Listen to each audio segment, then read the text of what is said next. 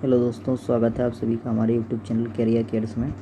आज हम लोग देखने वाले हैं एमपी टेट सी टेट के लिए पर्यावरण का टॉप 30 प्रैक्टिस सेट। ये क्वेश्चन जो होंगे सारे क्वेश्चन प्रीवियस ईयर में पूछे गए क्वेश्चन हैं।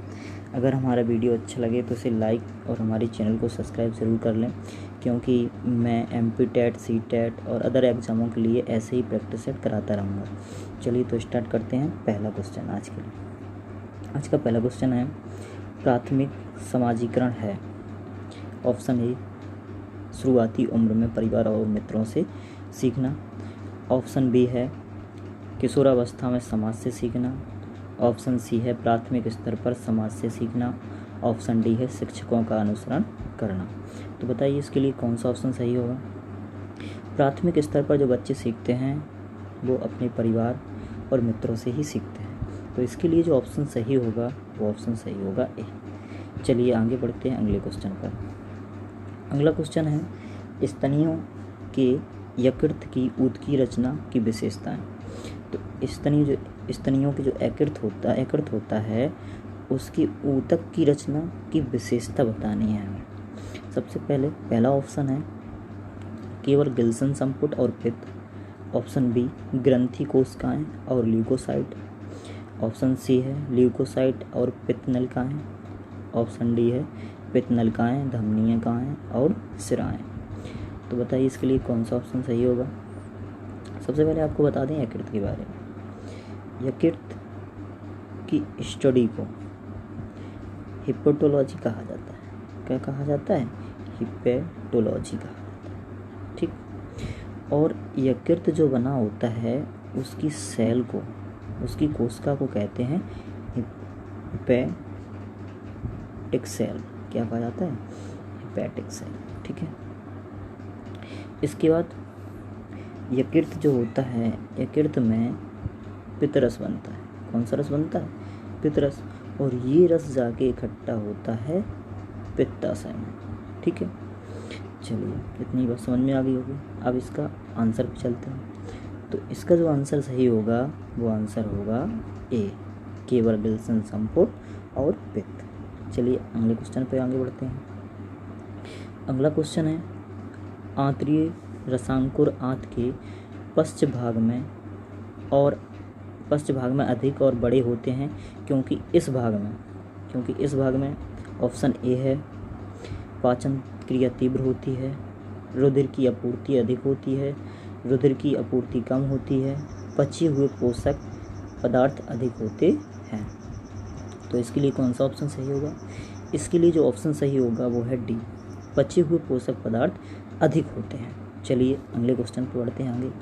अगला क्वेश्चन है, यूट क्या होते हैं? यूट जो होते हैं ये आवास होते हैं। अब किसके आवास होते हैं ये बताना है आपको।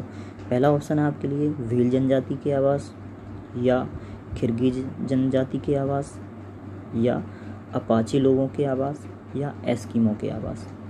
तो जो यूट होते हैं वो किर्गिज लोगों के आवास होते हैं। और जो ये किर्गिज जनजाति है, ये जनजाति मध्य एशिया में पाई जाती है। मध्य एशिया का एक देश है किर्गिस्तान में पाई जाती है ये। और किर्गिज जो नाम है ये तुर्की भाषा की जाति है। ठीक है, तुर्की भाषा की जाति है। और तुर्की भाषा में किर्गिज का जो अर्थ होता है वो होता है 40। ठीक है, इतनी बात समझ में आ गई होगी। चलिए अब देखते हैं व्हील जनजाति जो है वो भारत में सबसे ज़्यादा पाई जाती है। भारत में पाई जाने वाली जनजातियों में से सबसे ज़्यादा जनजाति पाई जाती है वो है व्हील। ये मध्य भारत में पाई जाती है। कहाँ पाई जाती है ये मध्य भारत में पाई जाती है। चलिए अगले क्वेश्चन की ओर बढ़ते हैं। अगला क्वेश्चन है, दक्षिण अफ्रीका में वंटू जनजाति के आवास कहलाते हैं। तो दक्षिण अफ्रीका में जो वंटू जनजाति है उसके आवासों को कहा जाता है क्राल। क्या कहा जाता है? क्राल। तो इसके लिए ऑप्शन कौन सा सही है? ऑप्शन ए सही है। चलिए आगे बढ़ते हैं अगले क्वेश्चन पर। अगला क्वेश्चन है, मधुमक्खियाँ पालन का कर्म कहलाता है। तो मधुमक्खियाँ का पालन का कर्म कहलाता है एपीकल्चर। क्या कहलाता है? एपीकल्चर। और ये जो पीसी कल्चर है, पीसी कल्चर होता है मछलियों के पालन को, और सेरी कल्चर क्या होता है, सेरी कल्चर जो होता है वो रेशम के कीड़े के पालन को कहते हैं। इसके बाद ऑप्शन जो डी है एक्वा कल्चर। एक्वा कल्चर उसे कहते हैं जब जो वाटर फार्मिंग की जाती है उसे एक्वा कल्चर कहा जाता है। ये बात भी समझ में आ गई होगी। चलिए अगले क्वेश्चन पर बढ़ते हैं। अगला क्वेश्चन है, ये खेल गैर पारंपरिक माने जाते हैं। इन खेलों में खूब आनंद भी आता है और डर भी लगता है। ये खेल कहलाते हैं, तो ये खेल क्या कहलाते हैं? ऑप्शन ए है परीक्षात्मक खेल, गतिशीलता खेल, विदेशी खेल या रोमांचकारी खेल। बताइए इसके लिए कौन सा ऑप्शन सही होगा? अधिकांश छात्र लगा रहे होंगे परीक्षात्मक खेल, क्योंकि परीक्षा से ज़्यादा डर लगता है, इसलिए ये बता रहे होंगे आप लोग। लेकिन इसका जो ऑप्शन सही होगा वो होगा रोमांचकारी खेल। ये खेल जो होते हैं गैर पारंपरिक माने जाते हैं। इन खेलों को क्या माना जाता है? गैर पारंपरिक खेल माने जाते हैं और उनमें आनंद भी खूब आता है। ठीक है, चलिए अगले ऑप्शन की तरफ बढ़ते हैं।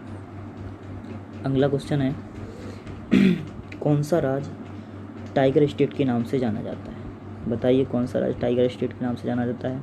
आपके लिए ऑप्शन भी दिए गए हैं, राजस्थान, पश्चिम बंगाल, गुजरात या मध्य प्रदेश। तो सबसे ज़्यादा टाइगर पाए जाते हैं वो मध्य प्रदेश में पाए जाते हैं, इसलिए मध्य प्रदेश को ही क्या कहा जाता है? टाइगर स्टेट के नाम से जाना जाता है। चलिए अगले क्वेश्चन पर। अगला क्वेश्चन है, बिहार राज्य में लीची के उत्पादन में कौन सा जिला अग्रणी है? तो बिहार राज्य में जो लीची का उत्पादन है वो किस जिले में अधिक होता है? ऑप्शन है ए गया, बी पटना, सी मुजफ्फरपुर, डी जहानाबाद। बताइए कौन सा ऑप्शन सही है? तो इसके लिए जो ऑप्शन सही है वो है मुजफ्फरपुर। मुजफ्फरपुर ज़िले में जो लीची है उसका उत्पादन अधिक किया जाता है। बिहार से एक और बात बता दें आपको, सीटेट में काफ़ी बार पूछी जाती है। बिहार राज्य का एक ज़िला है जिसे कहते हैं मधुबनी जिला।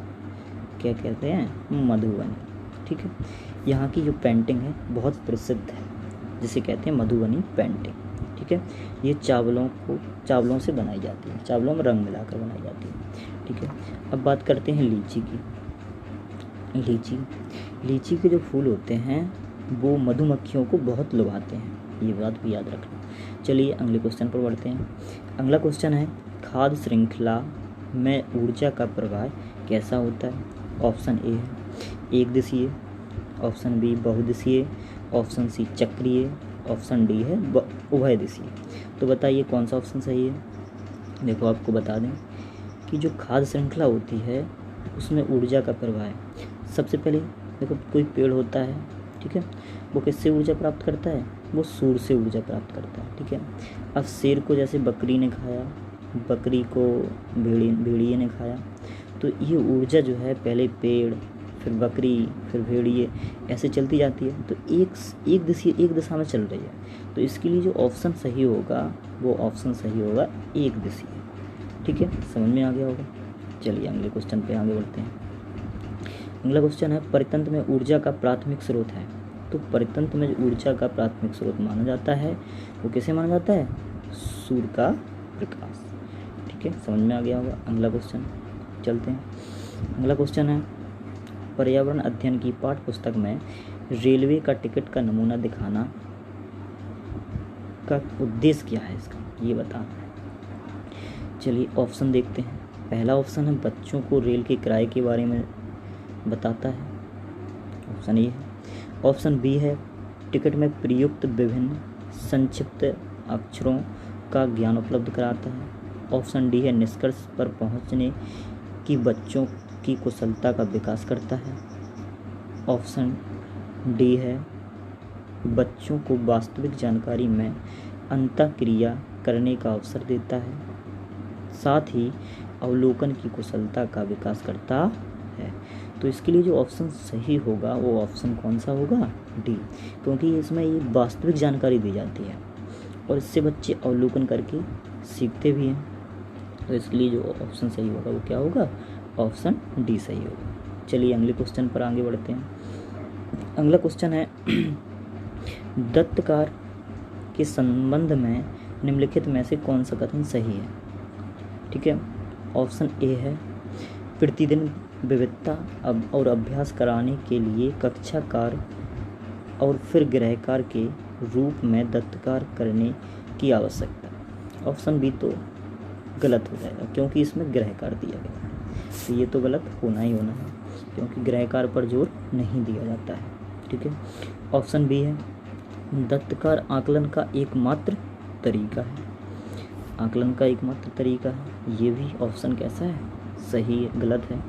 एकमात्र तरीका नहीं है, बहुत तरीके हैं। चलिए आगे बढ़ते हैं। अगला ऑप्शन है दत्तकार बच्चों को सूचना खोजने, अपने विचारों का निर्माण करने और उन्हें उच्चारित करने का अवसर प्रदान करता है। तो इसके लिए कौन सा ऑप्शन सही होगा, ऑप्शन सी सही होगा। चलिए आगे बढ़ते हैं अगले क्वेश्चन पर। पर्यावरण जागरूकता का किसके द्वारा सृजन किया जाता है। तो हमें बताना है कि पर्यावरण जागरूकता का सृजन किसके द्वारा किया जा सकता है। तो ऑप्शन इसके लिए है, पहला ऑप्शन है व्याख्यान विधि द्वारा या क्षेत्रीय भ्रमण द्वारा या समूह वार्तालाप द्वारा या अध्ययन द्वारा। तो पर्यावरण का जो सृजन होता है, पर्यावरण के बारे में जो बच्चे सीखते हैं वो सबसे ज़्यादा क्षेत्रीय भ्रमण से सीखते हैं। तो पर्यावरण जागरूकता का किसके द्वारा सृजन किया जा सकता है, क्षेत्रीय भ्रमण के द्वारा। ठीक है, ऑप्शन बी।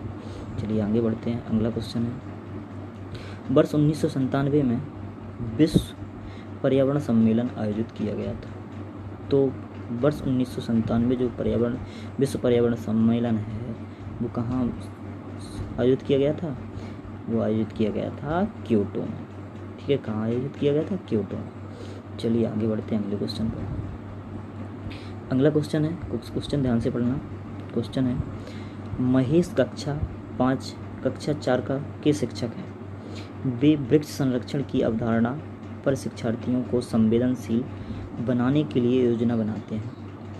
ठीक है, उन्हें मतलब जो शिक्षक है वो बच्चों को वृक्ष संरक्षण मतलब वृक्ष रख रखाव के लिए क्या करता है, संवेदनशील बनाना चाहता है।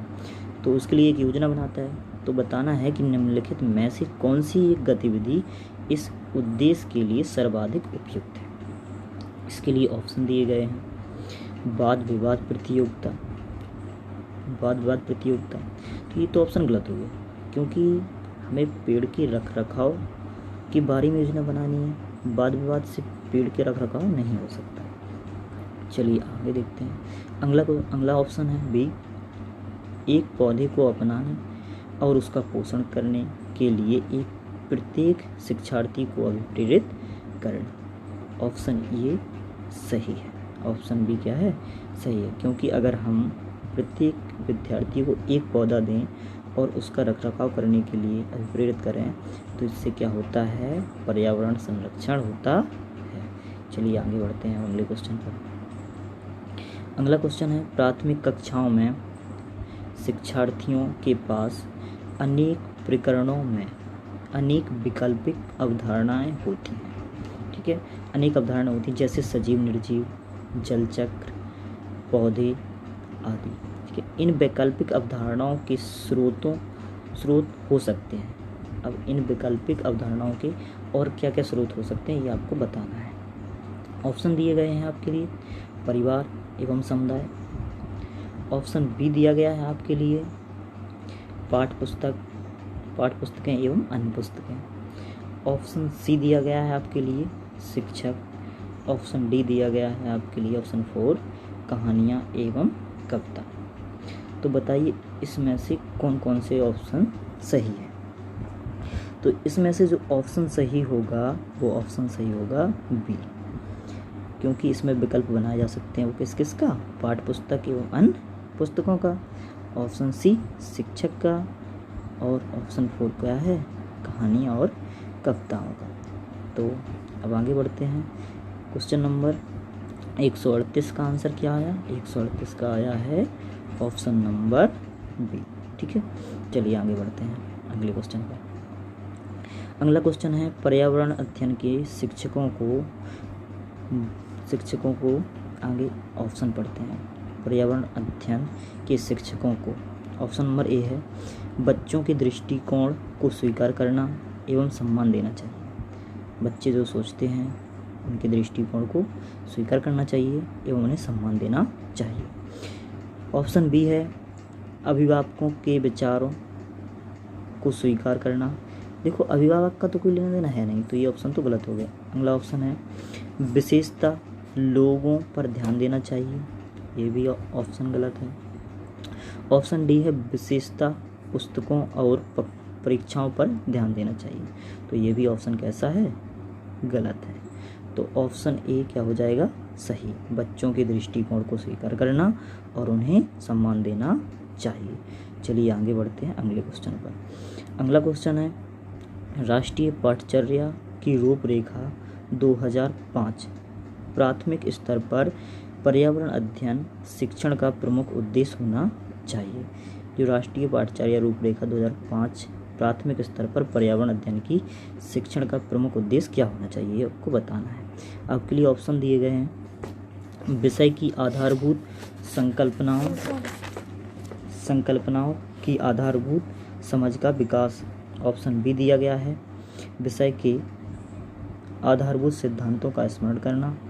ऑप्शन डी दिया गया है कक्षीय अधिगम को विद्यालय के बाहर के जीवन से जोड़ना। तो बताइए ऑप्शन कौन सा सही होगा। ऑप्शन डी भी है। ऑप्शन डी क्या है, ऑप्शन डी है स्वतंत्र रूप से प्रयोग करने की कुशलता अर्जित करना। बताइए ऑप्शन कौन सा सही होगा। 140 का जो सही होगा, आपने एक परिभाषा सुनी भी होगी कि बालक को पर्यावरण में स्वतंत्र छोड़ दो, उसका विकास स्वयं हो जाएगा। तो ऑप्शन क्या होगा, डी, स्वतंत्र रूप से प्रयोग करने की कुशलता अर्जित करना। ठीक है, आगे बढ़ते हैं। 141वां क्वेश्चन 141 है पर्यावरण अध्ययन में अनेक अच्छे दत्तकार का मुख्य लक्ष्य होना चाहिए। पर्यावरण अध्ययन में अनेक अच्छे दत्तकार का मुख्य लक्ष्य होना चाहिए, क्या होना चाहिए। ऑप्शन ए है प्रभावी अधिगम के लिए पाठों की दोहराई, समय का बेहतर उपयोग सुनिश्चित करना। ऑप्शन सी है आपके लिए, ऑप्शन इसमें दो ही हैं, बताइए इन दोनों में कौन सा सही है। 141 इसके ऑप्शन दिए नहीं गए हैं, तो इन दोनों में जो बेहतर ऑप्शन होगा वो एक भी ऑप्शन सही नहीं है, तो ये क्वेश्चन हम छोड़ देते हैं। अगले क्वेश्चन पर बढ़ते हैं। अगला क्वेश्चन है 143। चलिए इस क्वेश्चन को देखते हैं।